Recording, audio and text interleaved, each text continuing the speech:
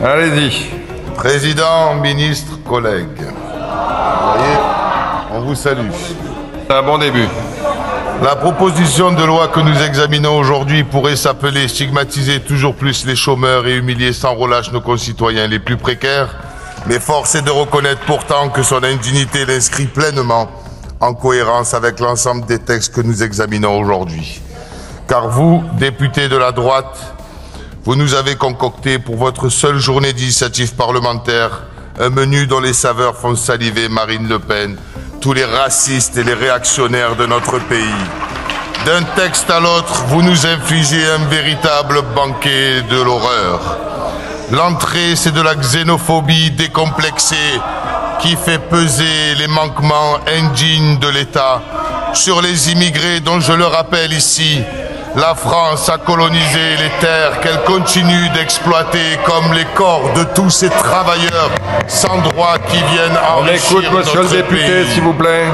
Le plat principal, c'est la mise en concurrence des plus précaires pour accéder au minimum d'aide nécessaire à leur survie, parce que vos politiques économiques ne servent pas les citoyens de ce pays, mais seulement les plus riches. Car ce sont pour eux que vous travaillez véritablement.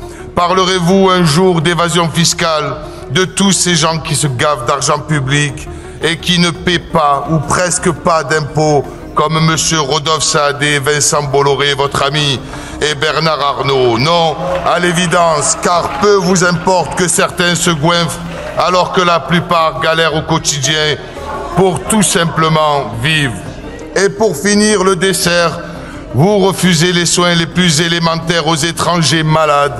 C'est une honte, c'est un manque d'humanité dramatique. Quelle trahison du serment d'Hippocrate et quelle bande d'hypocrites êtes-vous? Dans ce banquet des horreurs, il ne manque en définitive que le digestif que je ne m'étonne de ne pas voir. Pourquoi ne pas lapider les étrangers, torpiller les embarcations en Méditerranée ou encore remplacer notre devise républicaine par oppression, stigmatisation et déshumanisation? Car c'est bien par ces moyens que vous faites peser sur les plus précaires tous les maux de notre société.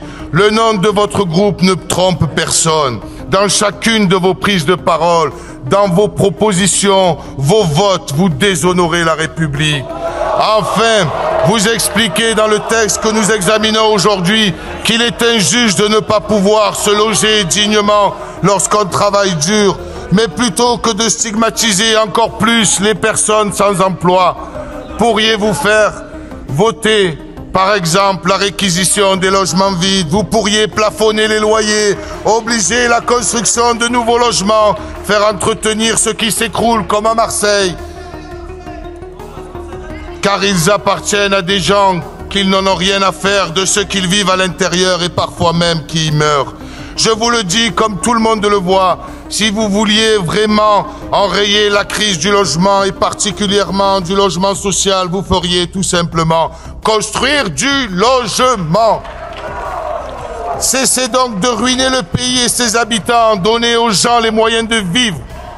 Vous ne comprenez pas qu'ils n'en peuvent plus, que le peuple se cache le dos pour quelques miettes que vous leur jetez au visage.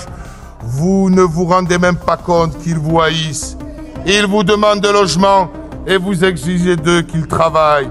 Personne sans emploi, personne handicapée, personne aux carrières fracassées, accidentées du travail, mères de famille, retraités. Entendez bien, la droite n'en a rien à faire de vous, elle préfère ses lubies à vos vies. Elle préfère surtout ne jamais s'interroger sur les conséquences des politiques qu'elle a menées depuis près de 20 ans. Ah, pour baisser les aides au logement et priver les organismes HLM de leur capacité d'investissement, vous êtes forts. Mais pour faire respecter le droit fondamental d'avoir un toit, pour faire respecter la loi, ça c'est mission impossible. Je vais vous dire les choses tout simplement. Vous voulez aider les travailleurs, alors augmentez les salaires et construisez du logement. Si vous ne voulez pas taxer les milliardaires, au moins réquisitionnez les milliers de mètres carrés de bureaux et d'appartements inoccupés qu'ils possèdent et qui ne leur servent qu'à spéculer.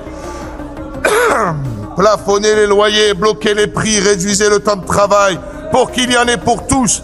et qu'enfin les citoyens de ce pays puissent vivre et non pas survivre. Pour oser défendre tout cela, vous dites de nous que nous sommes des extrémistes, mais nous sommes des républicains. Comme à chaque fois, quand vous tenterez d'emprunter ce chemin, nous, la France insoumise, nous vous bloquerons. Je vous remercie. Merci, monsieur le député. Encore TV International, le chemin de l'information.